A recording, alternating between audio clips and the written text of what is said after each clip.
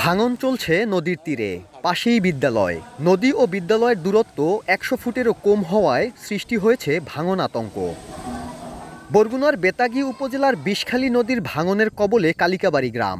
এখানকার একমাত্র শিক্ষা প্রতিষ্ঠান ও ঘূর্ণিঝড় আশ্রয়কেন্দ্র কালিকাবাড়ি সরকারি প্রাথমিক বিদ্যালয়। বর্তমানে ভাঙনের হুমকিতে পড়েছে বিদ্যালয়টির অস্তিত্ব।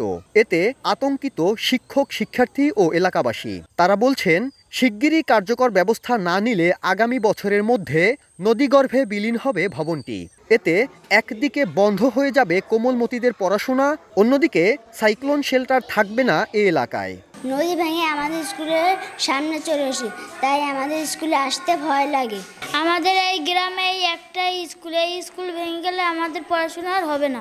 সব সময় ভয়ের মুখে কাটাতে হয়, কখন জানি কি হয়ে যায়, কি ঘটে যায়। দ্রুত স্থায়ী পদক্ষেপ না হয় তাহলে আমার মনে হয় যে হয়তো ২-৩ বছরের মধ্যে নদীর গর্ভে বিলীন হয়ে যেতে পারে আমাদের বিদ্যালয়টি। এটা শুধু স্কুলই নয়, এখানে সাইক্লোন সেন্টারও, যে কোনো বন্যার পরিস্থিতির সময় এখানে মানুষ আশ্রয় নেয়, কিন্তু এখন তাদের আশ্রয় নিতে আসতেও অসুবিধা হচ্ছে। প্রাথমিক শিক্ষা বিভাগ বলছে, ভবনটি রক্ষায় কার্যকর পদক্ষেপ গ্রহণের জন্য সংশ্লিষ্টদের অবগত করা হয়েছে। আর পানি উন্নয়ন বোর্ডের দাবি, ভাঙন রোধে প্রায় ২ কোটি টাকা ব্যয়ে নেওয়া হয়েছে জরুরি ব্যবস্থা। এই বিষয়টা আমার উদ্বোধন কর্তৃপক্ষকে লিখিতভাবে জানাইছি। হয়তো সেখান থেকে অ্যালোকেশন আসলে রিপ্লেসমেন্ট হোক, রোধ হোক, যে কাজ হোক সে কাজ সহযোগিতা করবে। ওখানে জিওব্যাগ ফেলে ভাঙন রোধের জন্য ২০০ মিটার জায়গা কাজ বাস্তবায়নের প্রশাসনিক অনুমোদন পেয়েছি। বর্তমানে নকশা চলমান আছে। নকশা পেলেই আমরা দ্রুত টেন্ডার করে কাজটা বাস্তবায়ন করব।